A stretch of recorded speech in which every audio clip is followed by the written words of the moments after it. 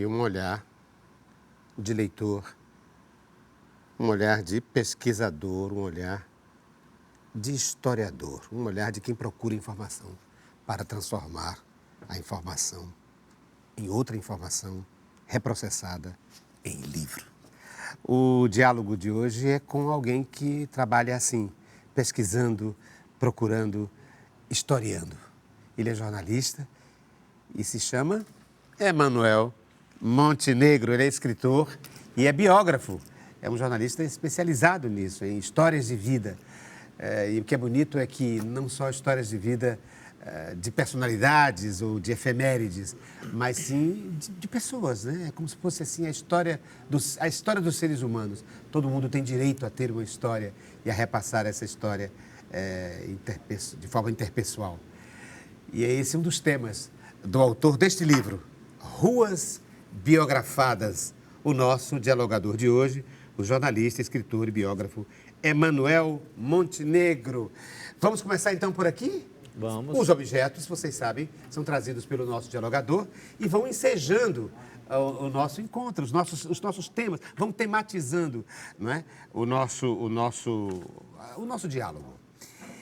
E eu começo então por esse tema de que por que você se dedica à história, por que você se dedica à biografia de pessoas famosas ou não, que têm nomes de rua ou não. Pois é, o Ruas Biográficas ele chegou nesse momento da minha vida, aos 44 anos, né? Mas desde cedo eu conto histórias, né?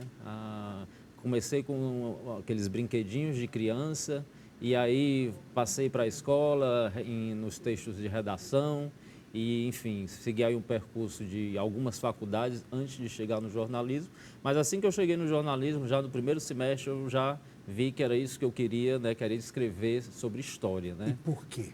Por quê? Isso aí vai bem para o passado mesmo. Eu lembro eu criança, né?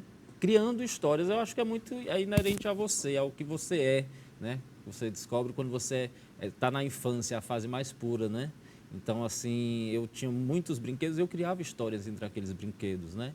É o bonequinho, é o soldadinho de chumbo, e aí criava umas casas, enfim, eu ficcionava isso, né?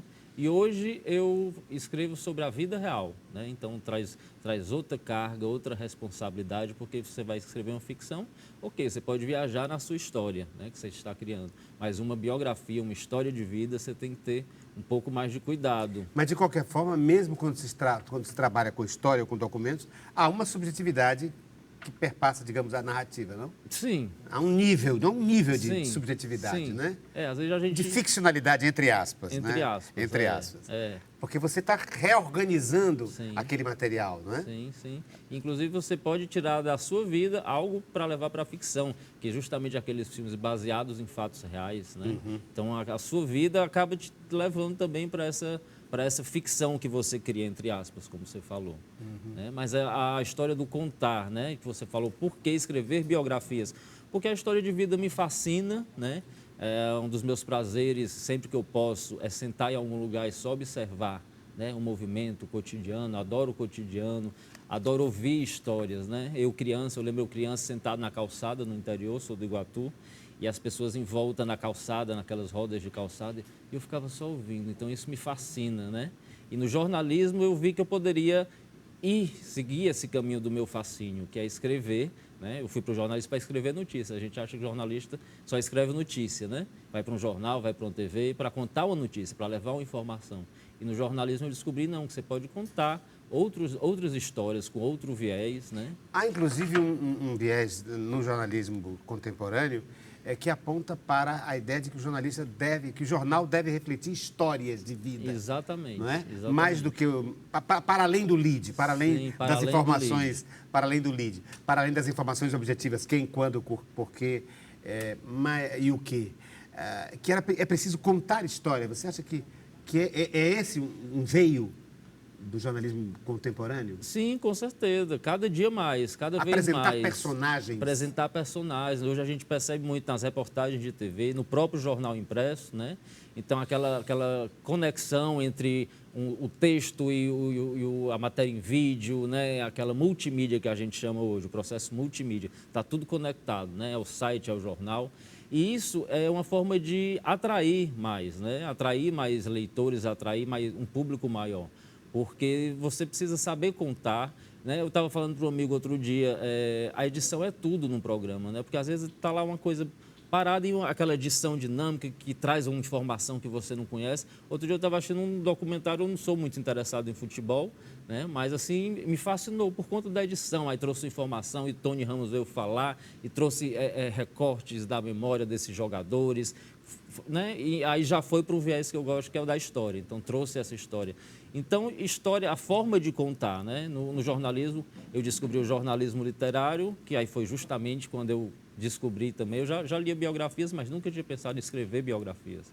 E aí eu disse, olha, isso aqui, né? É o jornalismo e a literatura. Então, você junta isso e você conta uma história de vida de forma mais atraente, digamos assim, né? Não vira aquela notícia, eu não vou contar o doutor Raimundo, por exemplo, se formou na faculdade X. Não, eu vou contar quem é o doutor Raimundo, como ele chegou nessa faculdade, como era essa faculdade, como era essa época, né? Então a gente contextualiza e aquilo fica mais interessante para quem está lendo, né? Porque são informações que chegam, não é só contar, ele se formou na faculdade de medicina. Aqui nós temos o livro Ruas Biografadas, de Manuel Montenegro, e é uma espécie, são verbetes, não é? Sobre as ruas de Fortaleza. Então a pessoa abre e pode consultar, por exemplo, deixa eu ver aqui, Rua João Gentil, por exemplo, não é? Rua J. da Penha, quem foi J. da Penha? Rua Idelfonso Albano, Rua Humberto Monte, Rua Edilson Brasil Soares. Enfim, é um livro de consulta, não é? Um livro assim de referência. Não é? Não é um livro assim para você, digamos, ler. Você pode ler de forma inteiriça, mas é um livro que você pode ir lendo aos poucos, a partir das suas curiosidades. Estou em determinado lugar, passei por uma determinada rua, quero saber por que fulano foi homenageado, etc. E aí pode consultar, são biografias pequenas sobre quantas ruas? 301. 301. É o projeto que eu comecei no Instagram, eu postava esporadicamente, né? E então, assim, às vezes eu passava semana sem postar, às vezes postava duas placas por semana. E eu fui postando ao longo de pouco mais de 6 anos. Comecei em novembro de 2014, foi quando eu fiz a primeira postagem. E agora, na pandemia, eu vi que eu estava chegando nesse número aí de 300. Eu falei, eu acho que já está na hora de ter um livro físico, né? Até pela minha profissão, pelo trabalho que eu exerço, que é a coisa de produzir biografias. Então, o palpável é muito importante para mim. Eu criei o Instagram, esse livro aí começou como um perfil no Instagram, mas eu nem Instagram tinha na época, né? Então, era tudo muito novo, assim. Então, eu gosto do palpável, né? Do físico, digamos assim. E eu vi que estava chegando próximo e eu falei, e os seguidores cobrando também, né? Cadê o livro físico? Teve até uma professora que chegou, uma seguidora, disse, olha, o único momento que eu deixo os alunos usarem um celular na sala para pesquisar no seu perfil, né, do Ruas Biográficas. Como você falou aí, serve de consulta, serve, né? Está sendo utilizado como consulta. Porque é um livro feito de verbetes e a partir de nomes de ruas de Fortaleza. E aquela imagem com a qual abri o programa, de alguém que pesquisa com uma lupa. Me ocorreu, então, para fazer com que você pensasse sobre essa ideia de que o pesquisador, o historiador, é alguém que revela, que desvela alguma coisa que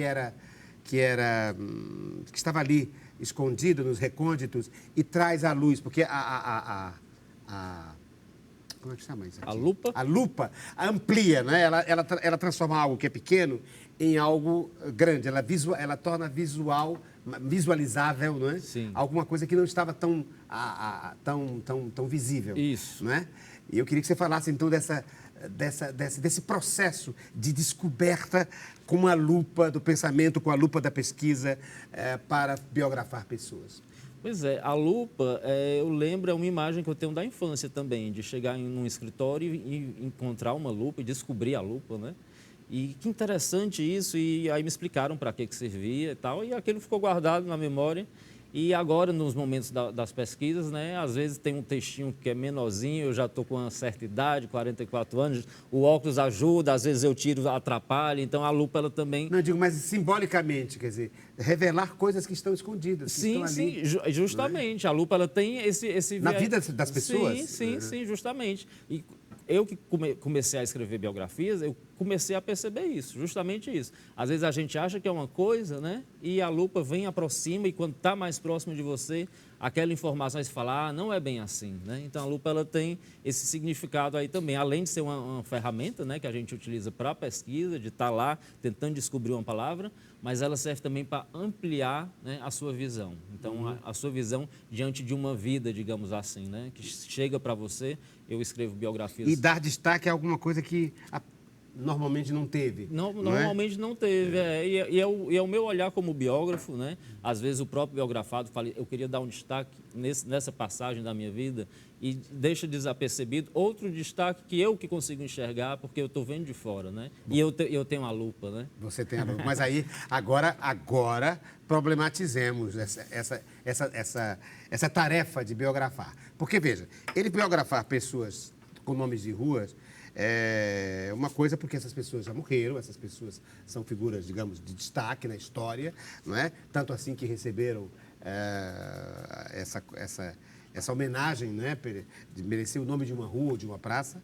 Mas ele também trabalha, o nosso dialogador de hoje, que é o jornalista e biógrafo Emanuel Montenegro, com biografias de pessoas, digamos, que não são nomes de rua, são pessoas comuns, o pai de alguém, ou o irmão de alguém que acabou de falecer e que a família quer que você biografe, ou mesmo pessoas vivas que se interessam, mesmo em vida, de tal seu depoimento. E eu acho que aí há uma problematização, não? Porque você vai ter que fazer uma seleção com um certo controle do biografado. Sim. Coisa que aqui não existe, porque aqui as pessoas já estão mortas e não podem interferir, digamos, no seu texto, né? Naquilo que você seleciona. Mas os vivos, sim. Eu acho que vai ter que fazer um pacto aí entre quem depõe sobre a sua vida e quem escreve sobre a vida daquele que depõe. Isso. Eu costumo dizer que eu escrevo biografias autorizadas, né? Então é o próprio biografado que me contrata, com uma ou outra exceção, que são familiares que chegam e eu queria prestar uma homenagem ao meu avô ou à minha mãe que faleceu, né? Mas aí normalmente é o próprio biografado que chega, então isso é muito bom, né? É até mais simples, digamos assim. Mas sem autorização, não, você não faz. Não, sem autorização não. Porque aí você estaria invadindo uma privacidade. Eu tenho até vontade de escrever biografias, né, sobre pessoas que me interessam, que me fascinam, mas no momento eu estou dedicado à escrita de biografias de pessoas comuns, né, comuns entre aspas, porque todo mundo tem uma história rica para contar. E hoje eu escrevendo biografias é que eu vejo isso, né? Então a vida daquele médico que a gente acha que é só um exercício da medicina, mas ele tem uma jornada do herói, né? Todo mundo vive a sua jornada do herói. E há para essa jornada do herói um museu, Museu do Homem, né? Sim. Acho que em São Paulo, onde as pessoas são instadas a fazer depoimento para a história, pessoas comuns, não é? Que não tem, digamos, né, não tem nenhum efeito consagrado pela história oficial, mas que são heróis, são heróicas trajetórias de vida. Sim, sim. Não é? E que o museu grava esses depoimentos para a posteridade. Mas continua, quer dizer, essa é uma decisão do biografado que se autobiografa, digamos assim, né? Quando depõe. Mas quando você tem a posição do biografado, no seu caso, né? É preciso ter um acerto, um pacto entre quem depõe e quem escreve, né? Sim, sim. Há, inclusive, uma lei, eu gostaria que você se posicionasse sobre isso, Manuel, a lei das biografias, do direito de biografias. Me lembro aqui de biografias muito questionadas, a biografia do Garrincha, do Rui Castro, a biografia de quem mais? Do Roberto Carlos. Do Roberto Carlos. O livro foi retirado, né, das livrarias. Pois do Paulo César de Araújo, um livro lindo chamado O Rei em Detalhes, né? Sim. Depois até teve um outro livro chamado O Rei e o Réu, isso. né? Porque ele foi réu, né? O Roberto Carlos disse, não, ninguém pode contar a minha história, só eu posso contar a minha história. Retirou o livro de circulação. Enfim, a família também do Garrincha contestou, a família, enfim. Eu queria que você se posicionasse sobre essas questões, digamos, do direito que alguém tem de contar histórias de pessoas públicas? Pois é, eu vou usar o exemplo do Roberto Carlos, né? Roberto Carlos aí, uma figura que não preciso nem dizer quem é o Roberto Carlos, e realmente para ele tomar essa atitude de mandar recolher esses livros, né? Eu sou a favor de que isso não era para ter acontecido, né? Ainda mais que é uma pessoa que passou a vida inteira dedicada a pesquisar e escreveu aquele livro. Enfim, é um caso à parte, mas no meu caso específico, que escrevo biografias por encomenda, então já é aquela biografia autorizada, né? A gente ter esse cuidado também, né? Eu posso contar isso aqui, porque o biografado está lá, eu estou entrevistando o biografado, ele está se abrindo para mim, ele está contando, né, coisas boas e coisas ruins. Claro que às vezes ele caminha para um lado ótimo, né? Digamos assim, eu vou contar só as vitórias, só o que é bom. Mas tem uma hora que quando ele relaxa, né? Que a gente está lá na entrevista, ele começa a contar e tal. E a gente começa a perceber, né? Isso aqui, será que eu posso contar? E se eu posso contar, eu conto dessa forma, eu conto dessa outra forma. Então, por isso que eu falei que para biografar alguém vivo se torna mais fácil nesse sentido, porque a gente tem essa troca, né? Por mais que eu escreva, ele vai ler o texto, então ele vai aprovar, né? Previamente, Então, e já aconteceu, claro, casos que ele disse, não, isso aqui você colocou, mas vamos tirar essa parte, né? Então... O Nelson Rodrigues dizia, a autobiografia é uma espécie de necrológio escrito pelo próprio defunto.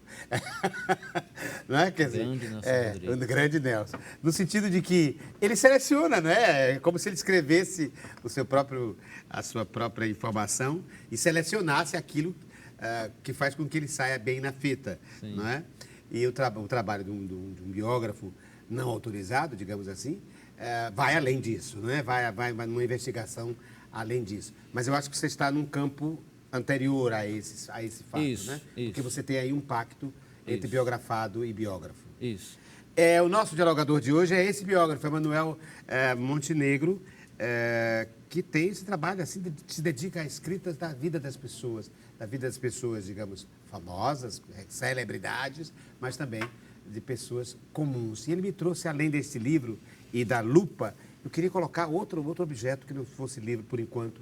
Estou vendo que tem um dado aí. O que você colocaria em cena para a gente mudar o rumo da prosa? Vamos ver aí. Eita! Olha aí. Eita! Aqui deu 7. 7. Significa alguma coisa? É um número cabalístico, será? Eu nasci em 77, né? 2. 2, olha aí. 1 e 1. Olha aí, ele fica fazendo associação com tudo. Deixa eu ver. 3 8. e 5. 8. Olha aí. 8 é o... Esse aí É eu o não... infinito. Vá.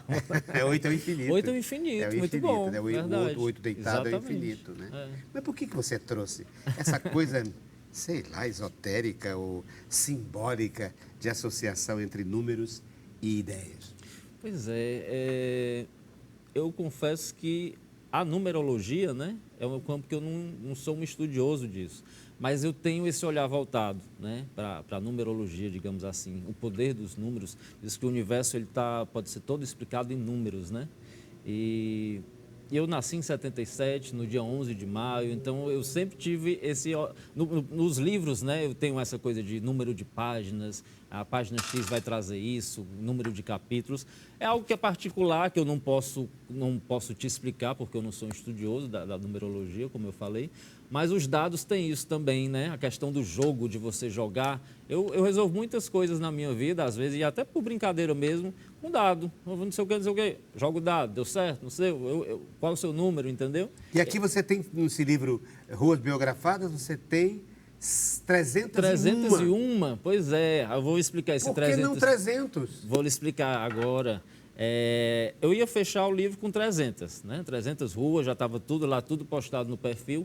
E chegou uma seguidora perguntando se eu tinha a rua Vereadora Zélia Bezerra, né? Lá no bairro João 23, se eu não me engano. Deixa eu ver se tem aqui. Zélia? No sumário. Se você for no sumário no começo... Não, é dezenta, pode ser que tá é no fácil final. encontrar, né? Pronto, W? Não tem. Tem Zósimo. Zélia. É porque é no V, vereadora. É vereadora. Tá. E ela chegou, você tem essa rua? Eu falei, Tá não aqui. tenho. Ela falou, foi minha avó. seria tão bom se tivesse no livro. Eu falei, sua avó é nome de rua? Aí ela mandou um textinho com a história da avó. Minha avó fez isso, fez isso, fez isso. E foi um trabalho tão bonito. Ela era uma vereadora e ela se tornou vereadora pelo trabalho que ela fez na comunidade, né? De caridade mesmo, de criar centros de cultura, enfim. E Vereadora Zélia Correia de eu Souza. falei, que história bonita. E a Aline, a neta dela, fotógrafo, né? Disse, será que a gente dava para trazer no livro? Eu fiquei pensando, né? Eu falei, você tem uma foto aí da placa, porque era num bairro que não tinha como eu ter acesso de chegar lá, o livro já estava em produção. Você tem aí a foto da placa? Ela, tenho. E esse texto aqui eu posso usar, que você mandou com a biografia da sua avó? Pode, pode. Aí eu falei, 301. 301. Fazer E você essa vai homenagem. continuar? Pretendo continuar. Com mais ruas, com mais ruas, mais com mais ruas. ruas, mais ruas. Eu preciso só respirar, ainda estou no processo de lançamento ainda, respirando um pouco. Mas vou voltar no perfil, né? Eu já tenho aproveitado aí as andanças por Fortaleza, fotografando placas que eu ainda não tenho, né? Para quando eu conseguir respirar, tenho alguns outros projetos biográficos também, de livros que estão em produção. E começar com essas postagens aí, esse livro aí saiu pouco mais de 6 anos de trabalho no perfil, né? Então, que passe aí mais 6 anos, mas talvez não. De repente, esse livro aí já abre uma porta para que alguém chegue para, né, para me ajudar nesse processo. Porque eu fiz tudo só. Eu fotografei, eu chegava em casa, eu pesquisava. Para publicar o livro foi lançada uma campanha e eu que cuidei de tudo. Enfim, eu preciso respirar um pouco, né? E aí vou então juntar aqui o que você me trouxe do acaso. Vou lhe dizer o seguinte, olha aqui. Olha aí. Opa, caiu. Olha aí. Caiu, Vamos desapareceu. Foi ótimo que tenha desaparecido. Pronto. Porque o que eu vou falar com você é exatamente sobre desaparecimento. Você biografa uma rua e essa rua desaparece. Porque há uma outra lei que muda o nome da rua. Fortaleza é um lugar, é uma cidade para a qual a gente nunca pode voltar. Porque na volta a cidade já não é mais a mesma, transfigurada por uma voracidade quase suicida. Fortaleza se transfigura, se reformata e se mata, né?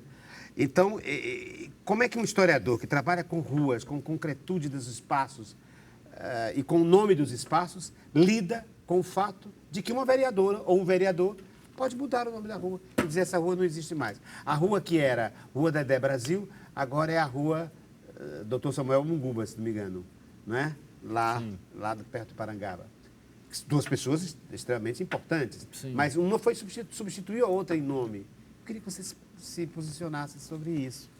Quando eu era jornalista do jornal O Povo, né, repórter, na verdade, do Povo Online, eu fui enviado para uma rua justamente que estava essa polêmica, os moradores reclamando que a rua tinha mudado de nome.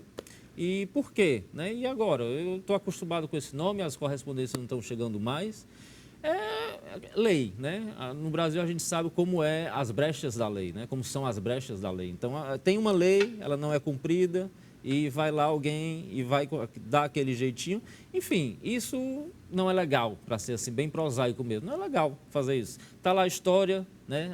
A pessoa foi homenageada, ganhou o nome daquela rua, e vem alguém e muda normalmente. Isso é uma atitude política, né? Nesse caso específico dessa rua que eu fui, para o jornal, descobriu-se que foi um vereador que estava homenageando a mãe falecida, né? Então, assim, poxa, é questão de noção, né? De ter noção, de saber aplicar, fazer correto, né? Eu procuro sempre fazer o correto, agir correto em tudo que eu faço na minha vida. Então, quando acontece esse tipo de problema, né, digamos assim, é o que precisa haver uma mobilização. E é o quê? O cumprimento da lei. Está certo mudar o nome da rua? Né? Está certo ou não está certo? Pode ou não pode?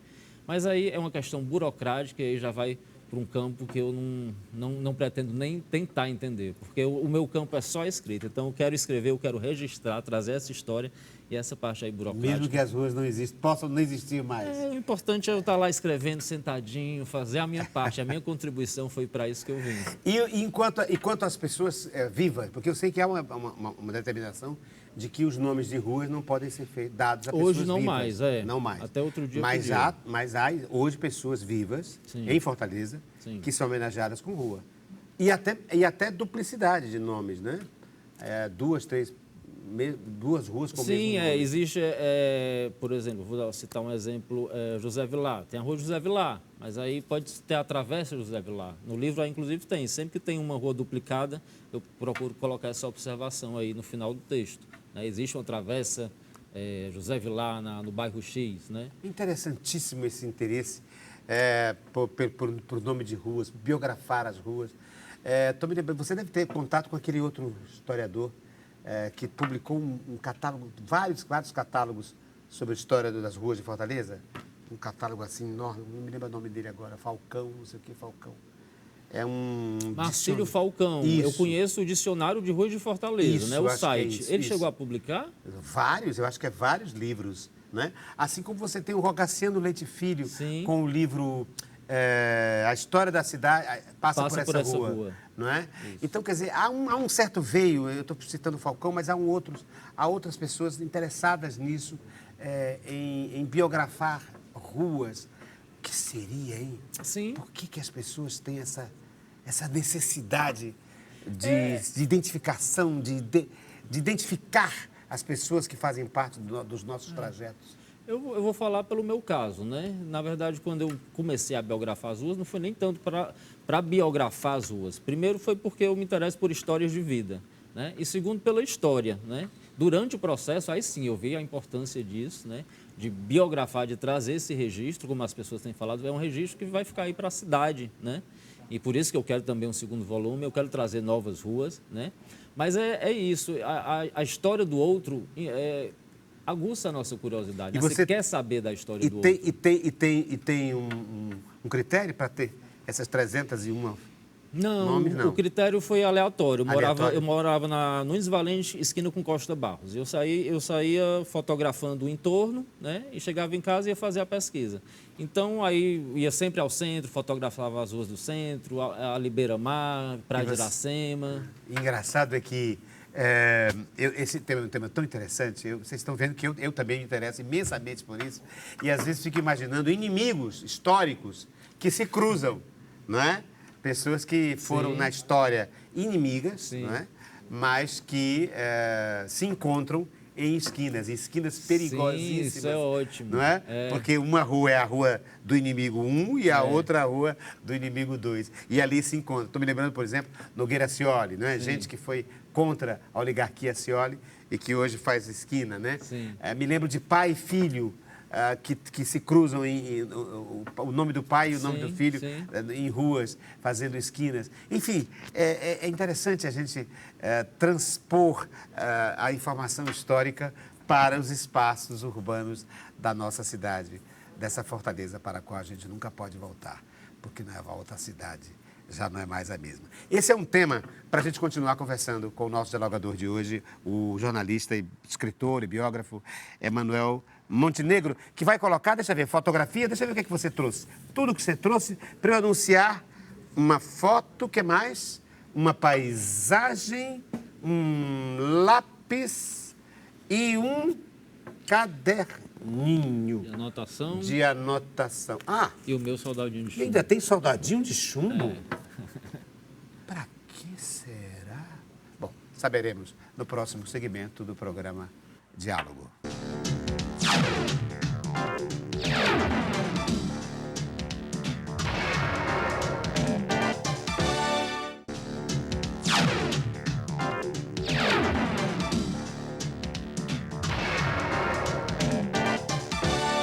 Ruas biografadas. Um livro. E outro livro, Tramas de Calçada. Juntando os dois livros do mesmo autor, que é o dialogador de hoje, o historiador, enfim, o jornalista, escritor, biógrafo, Emanuel Montenegro, autor desses dois livros, que é o homem que fala de história, de vida, conta histórias das pessoas, celebridades ou não, comuns. Por exemplo, aqui, celebridades, que dão nome às ruas da cidade de Fortaleza. E aqui, Emanuel, gente absolutamente comum? Que livro é esse? Esse livro é um livro-reportagem, né? Tramas de Calçada, uma novela jornalística. Eu sempre tive o sonho, aí sempre assim, desde que eu comecei a me entender por gente, né? De escrever uma novela, né? Aí fui para São Paulo, fiz teatro, sempre querendo escrever uma novela.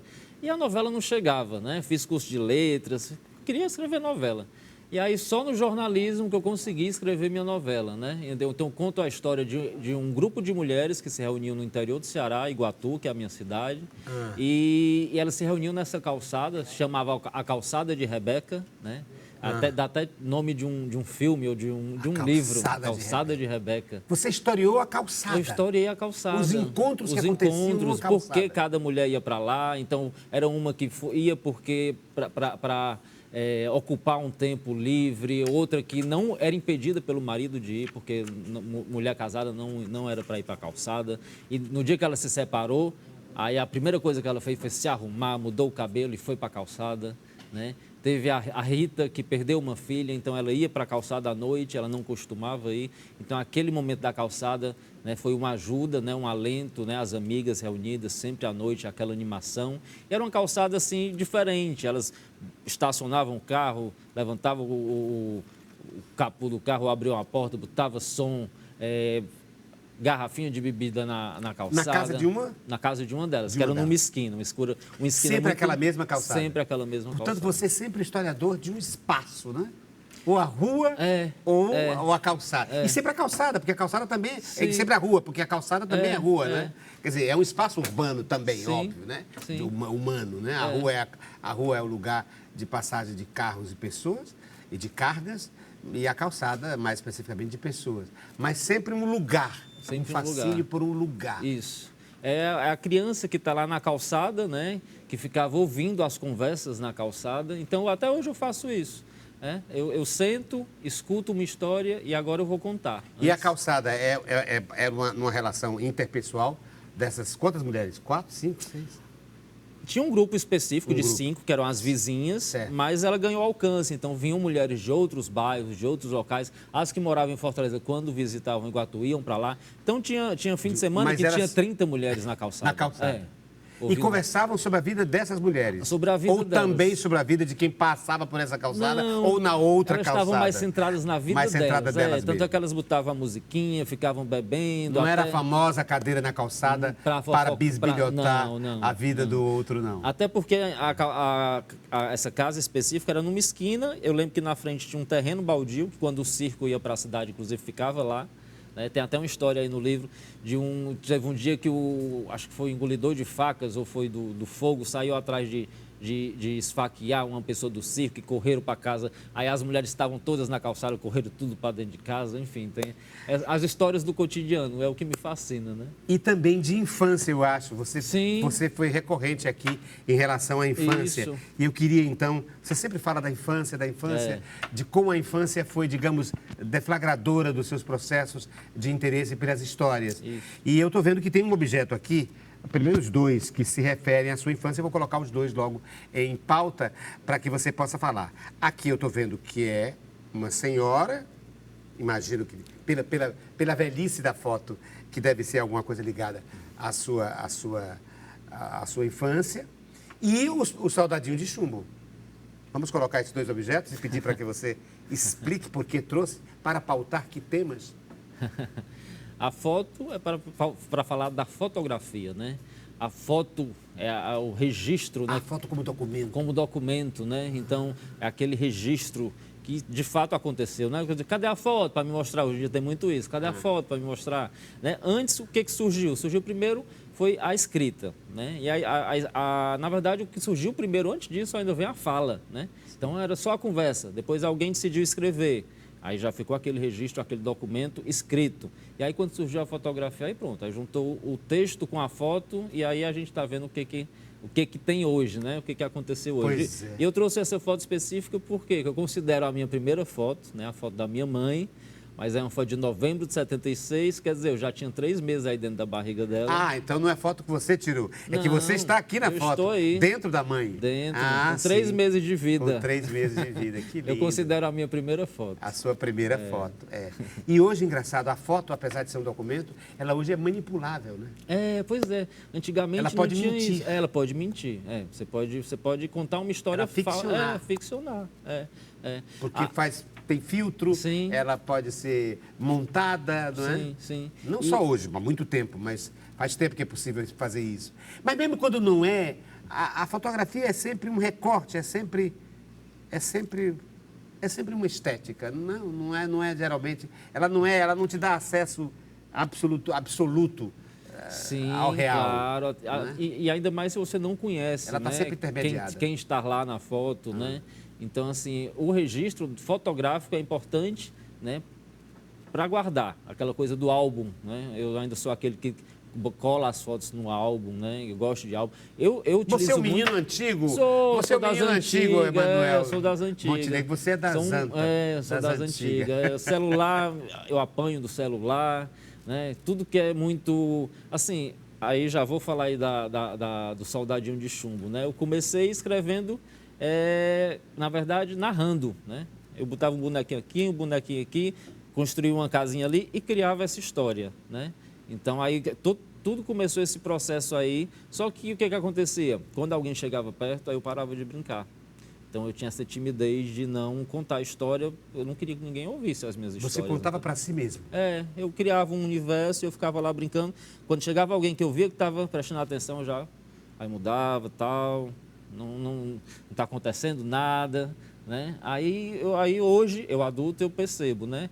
Que era aquela coisa eu queria contar uma história, mas tinha essa insegurança, e hoje eu estou contando histórias, então posso dizer que foi uma barreira que eu venci, né? Eu contava essas histórias, mas só para mim. Hoje e você eu conto saiu da pras invenção pessoas, para a história. para a história. Né? Porque você conta história, mas história baseada em fatos. Em fatos, que você recolhe. Isso. Ou por pesquisa Isso.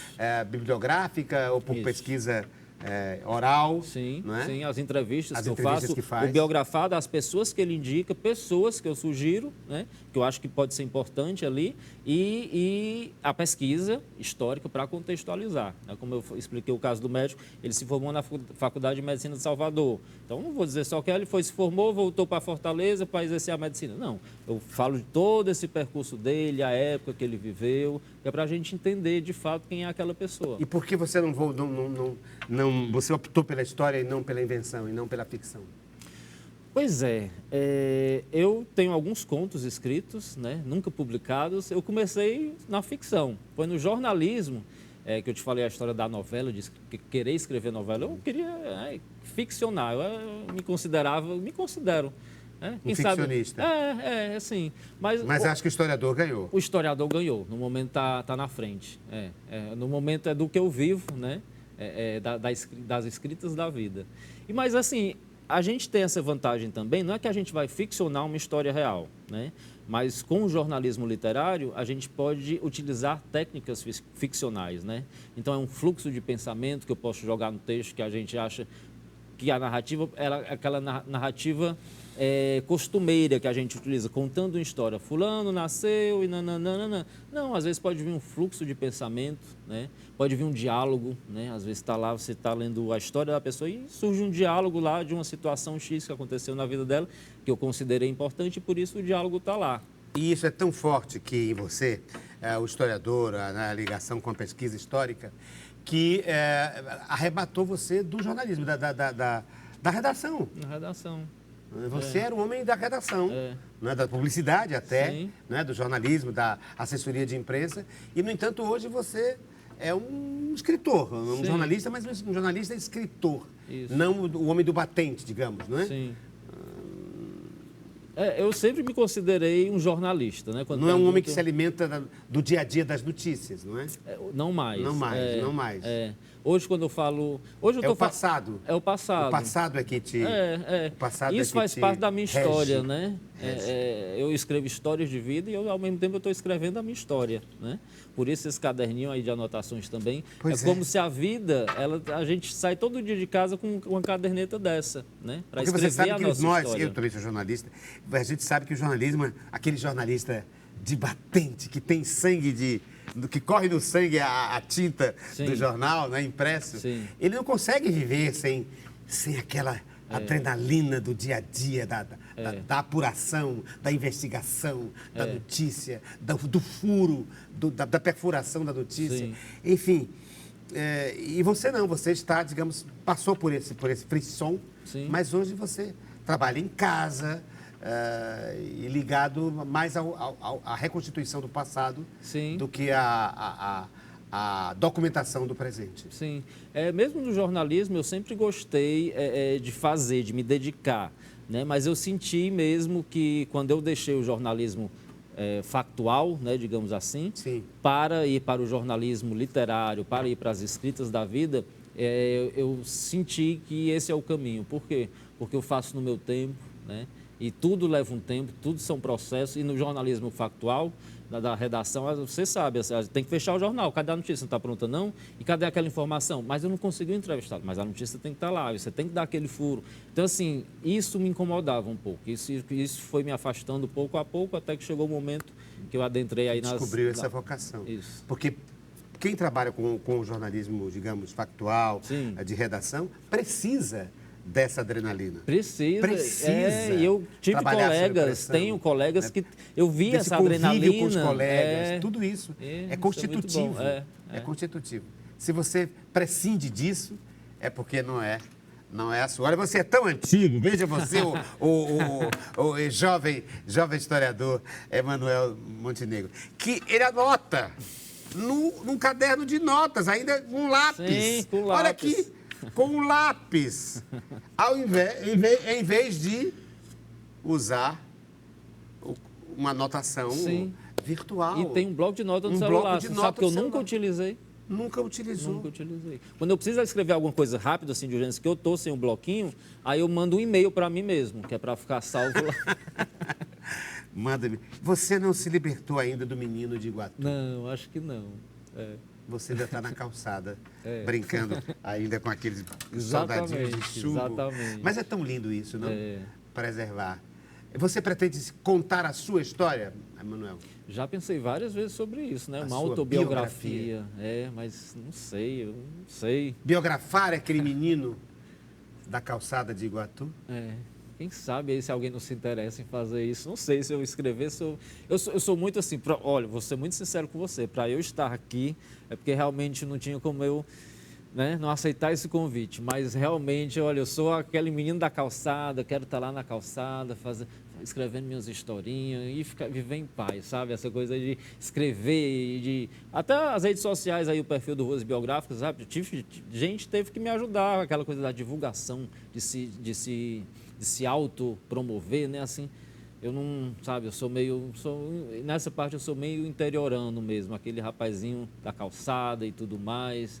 Então, escrever uma autobiografia, para mim, acho que já seria, não sei, né? A gente não pode nunca dizer nunca, mas já pensei várias vezes sobre isso, até porque já me perguntaram várias vezes sobre isso. Mas quem sabe, não vou dizer nunca que não vou escrever. Mas... E que você, comparando aqui, já que você é autor de livros sobre as ruas biografadas de Fortaleza, fico imaginando que um próximo livro pode ser sobre ruas biografadas de Iguatu. Quero aproveitar para falar, quando surgiu aí esse projeto Ruas Biográficas, eu que sou do Iguatu, eu tenho uma coluna no jornal lá, um jornal semanal, e aí eu já levei, uma das colunas foi sobre as ruas do Iguatu, né? E nesse livro aí eu criei um selo, Ruas Biográficas Fortaleza, é um selo do Ruas Biográficas. Então qual é o próximo passo? Ruas Biográficas Iguatu, Ruas Biográficas Juazeiro, Ruas Biográficas Sobral, né? Uma jornalista de Porto Alegre conheceu o Ruas Biográficas, não sei como, acho que pelo perfil, não sei, e já entrou em contato, quer fazer o Ruas Biográficas Porto Alegre, né? Então a gente já está com essa parceria, já criei um selo para ela também, Ruas Biográficas Porto Alegre. A ideia é povoar realmente o Brasil inteiro, nessa parte aí eu já estou caminhando para isso. Chegamos a um momento do objeto surpresa. Eu trouxe um objeto surpresa para o Emanuel e ele me trouxe outro. Mas antes do objeto surpresa, eu estou vendo que ele me trouxe aqui uma paisagem. Eu não tinha colocado ainda uma paisagem. E olha, é de uma outra cidade. É de Juazeiro. Juazeiro, minha infância, olha, já volto para minha infância novamente. Olha a infância de novo. Era onde eu passava minhas férias. Eu tinha uma tia que morava lá, então a gente sempre ia para Juazeiro. Mas essa paisagem aí especial, por que eu tenho esse quadrinho? Foi um presente, mas a pessoa que me deu com certeza me conhecia, né? Porque isso aí para mim é uma espécie de símbolo da vida, né? É um casal, um animal, com a árvore, com o sol. Então isso aí traz a simplicidade, né? Traz ao que eu me dedico, né, contar essas histórias simples, de pessoas comuns, entre aspas, mas que têm uma riqueza, né? Então, isso aí, para mim, é a vida, né? Assim, é uma paisagem que eu tenho assim no meu escritório e sempre que eu olho me traz paz, porque é o que eu busco, né? Por mais que eu esteja dizendo aí, eu quero povoar o Brasil com ruas biográficas, todas as cidades, isso vai me dar um trabalho tão grande, né? Isso não vai me dar...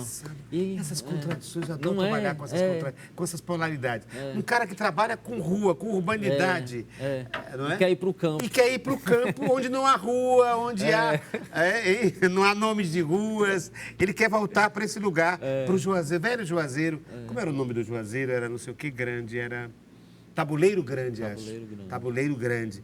Quando o Juazeiro ainda era distrito, né, do Crato. Do né? Crato.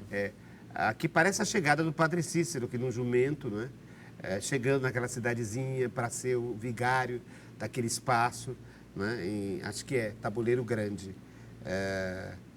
Quando ele então se encontra com Maria de Araújo, né, que viria a ser a Beata, ainda criança naquela época. Enfim, você vê que engraçado isso, né? As pessoas trabalham com as suas polaridades. Você é o homem da urbanidade, da nomeação das nomenclaturas urbanas, das ruas, das avenidas, das praças.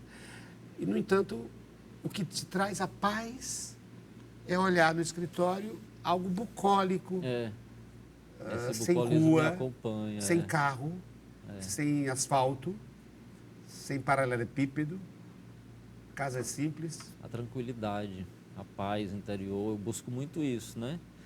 Nas leituras que eu faço, eu sou espiritualista, né? Não posso dizer que eu sou espírita ou sou cristão, enfim, eu acredito em energias, acredito em forças, eu acredito que eu estou aqui por uma razão hoje, né? A gente se encontrou, né? Então, tudo não é que tem um destino que está predestinado, você tem o livre-arbítrio de escolher, né? Mas todos os meus caminhos me trouxeram para cá, e estava até pensando, acho que eu fiz algo muito certo para estar aqui com você hoje. Emanuel Montenegro, eu agora me lembrei que eu trouxe algo para você, porque tem a ver com esse interesse que é seu e é meu também, e essa inquietação que eu acho que é sua e é minha também, tenho certeza, de que a cidade muda, a tentativa que a gente tem de preservar a cidade, de não deixar que essa cidade se deteriore, não é, na memória. E aí eu trouxe, acho que uma música que fala disso, da mudança do nome dos bairros de Fortaleza. Vamos ouvir? Ver se a gente ouve. Praia do Peixe, da nossa Vila Morena, hoje Praia de Iracema, tanto tempo se passou. Piracaia, hoje se chama Montese. Hoje se chama Montese. Água Boa não se esquece. Outeiro agora é Aldeota. Outeiro agora é Aldeota. Serrinha também já foi Cocorote. Parque Araxá, Campo do Pio, São Gerardo, Alagadiço, lembra disso? Dionísio Torres, outrora Estância Castelo, Monte Castelo no passado, Açude João Lopes se chamou. Os nomes dos bairros de Fortaleza. Bezerra, também já foi Barro Vermelho, bairro de Fátima, Redenção, bem antes do tempo do Tostão. Amadeu Furtado era chamado Coqueirinho, a Franco Rabelo era caminho pra na cinza se chegar. E Furunfá, Curral das Éguas, Oitão Preto, Arriégua, já faz tempo a leste-oeste, hoje tá nesse lugar. Curral das Éguas, Oitão Preto, Arriégua. Olha aí, eu acho que é Carlinhos Palhano, o autor. E ele fez uma música em que ele lembra os bairros antigos de Fortaleza. Porque os bairros também mudaram o nome. Não conhecia, mudaram. Olha aí. Prado Gentilândia, hoje é Benfica, Nossa Senhora das Graças, Pirambu, Henrique Jorge, antiga Casa Popular, Jacarecanga e Mucuripe, nunca o nome quis mudar. Álvaro Eine, Santo Antônio da Floresta, na memória ainda me resta, da Fazenda Boa Vista veio Bom Jardim, tantos bairros, tanta história em pouco tempo. Sinceramente eu só lamento que a inocência teve fim. Eu só lamento que a inocência teve fim. Você vê que ele faz um passei por vários bairros, né? eu passei com ele. Te agradeço aí. Pirocaia. Vou sair daqui e já vou ali no... Já vai procurar? E ele diz os bairros que não mudaram de nome, Mucuripe e Sim, alguns outros, sim. né? É, Monte Castelo, eu estou escrevendo uma biografia agora do doutor Pinheiro, né? Foi um dos fundadores do PT Monte aqui. Castelo, sim. E ele morou no Monte Castelo. E aí eu fui agora pesquisar toda essa história do Piracaia, né? Da água, ele vendia os tonéis de água, a água que saía, a os famosa água bairros também mudaram de nome. sim. Quem sabe, bairros biografados. Não é? Hein? O próximo livro do Manuel. Já me pediram das praças, as praças. Das Né? E as praças praças, têm muita história, né? Você chega lá numa praça, tem aquele monumento e às vezes você não sabe quem é aquela pessoa. A história dos monumentos, né? Sim. Por que aquela pessoa está naquele lugar, não é? Por que aquela estátua está exatamente naquele lugar, ou o que aquela pessoa representa. E eu me lembrei de trazer isso para você, porque eu acho que também os bairros da cidade mudaram de nome, Sim. não é? Ou Aldeota era Outeiro, né? O Montes era Pirocaia, né? O Álvaro Wayne era Floresta, Sim. a Floresta, né? Enfim, os bairros também vão mudando as referências. E esse cara, acho que é o Carlinhos Palhano, a propósito da Mocinha, do pagode da Mocinha, fez esse samba, lembrando E foi. que Fortaleza já teve outros maravilha. nomes de bairros. Né? Que E eu achei que era maravilha. bonito trazer para você, para lembrar você que é preciso biografar também os bairros. Sim. E que os bairros também mudam de nome. Né? Água Fria, que agora é Edson Queiroz, se não me Queiroz, engano. Né? E assim vai. Mas vamos para o objeto surpresa. Eu trouxe um para você e você trouxe um para mim. Eu quero abrir primeiro o seu. Quero passar para você o meu, tá aqui. Não abra agora. Certo. Vai ter uma tarefa para você fazer. Ah, é? Vamos encerrar com ela. E deixa eu ver o que foi que ele me trouxe e entregou à produção. É o escritor, o biógrafo, Emanuel Montenegro me trouxe algo que... Um espelho. Um espelho, vem cá. Corta aqui. Que a imagem é bonita, olha aqui. Olha, olha, olha, olha. Por que será que ele me trouxe isso? Com a palavra Emanuel Montenegro.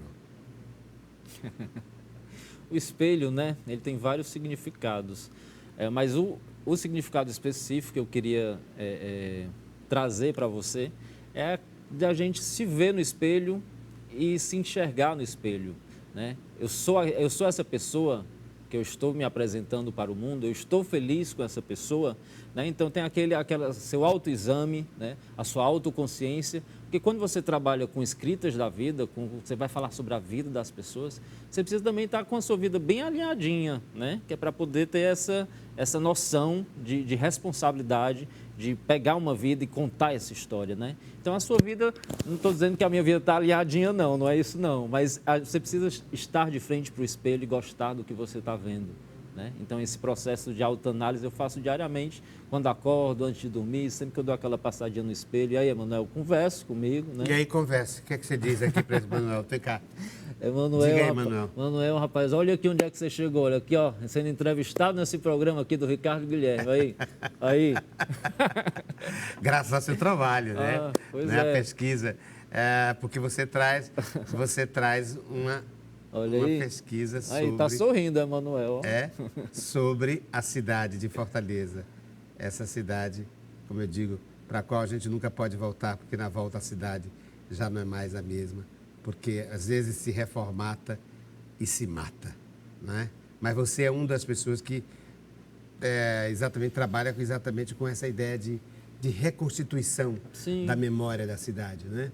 Do tecido da cidade, seja na música que eu trouxe aqui dos bairros, Sim. ou nas ruas que você biografa no seu livro Ruas Biografadas. Muito bem! Será, Ricardo? Você continua. Olha, ele pediu para eu falar para mim também? Sim. Olha, Ricardo, eu acho que você também está aí. Você faz parte. Eu acho que o nosso dialogador de hoje faz parte da tua turma, não é? Reconstituindo espaços. Eu também tenho um centro de pesquisa, não é? E tenho ligações enormes, livros e mais livros sobre a história do teatro do Ceará, de Fortaleza especificamente. E, enfim, sou uma pessoa ligada a essa reconstituição da memória da cidade de Fortaleza. Olha, eu trouxe para você aí uma tarefa. Veja aí, é um objeto e uma tarefa. Veja aí o que eu trouxe. O que eu trouxe para o biógrafo das ruas? Nossa Senhora. É uma tarefa. Deixa eu mostrar, me dá só uma. E você fica com uma, só para explicar ao espectador, ao nosso dialogador. Olha, eu trouxe uma placa, como se fosse uma placa de rua, né? E vou pedir a ele que ele invente ruas. Quem é que não tem nome de rua e que deveria ter? Enfim, não sei. Eu queria que ele inventasse ruas, já que ele é biógrafo das ruas, que ele inventasse ruas e que ele escrevesse aqui, rua, não sei. Que ele homenageasse alguém, homenageasse coisas, uma ideia, enfim. Eu trouxe uma rua, trouxe uma praça, não foi?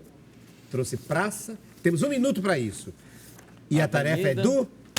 Travessa. É dele. Rapaz, como é que você faz isso comigo, hein? Emanuel Montenegro. Invente 3 ruas. Aliás, 3 ruas não. Uma praça, uma rua e uma travessa. Pessoas vivas ou mortas? O que você quiser. O que eu quiser, não precisa nem ser pessoa.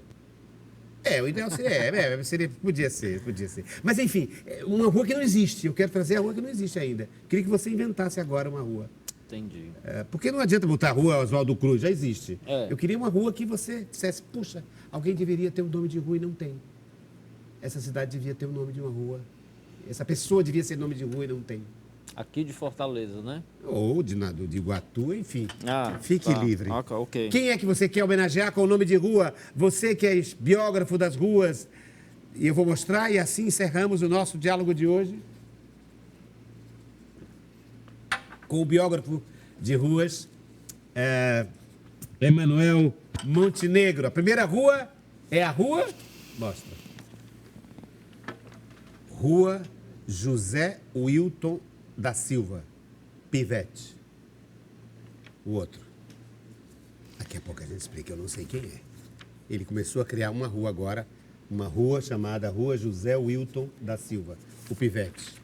Ele agora me criou uma travessa, a Travessa do Amor. A Travessa do Amor. E me trouxe mais? Ainda tem mais. A Praça da Paz. A Praça da Paz. A Praça da Paz. E por fim...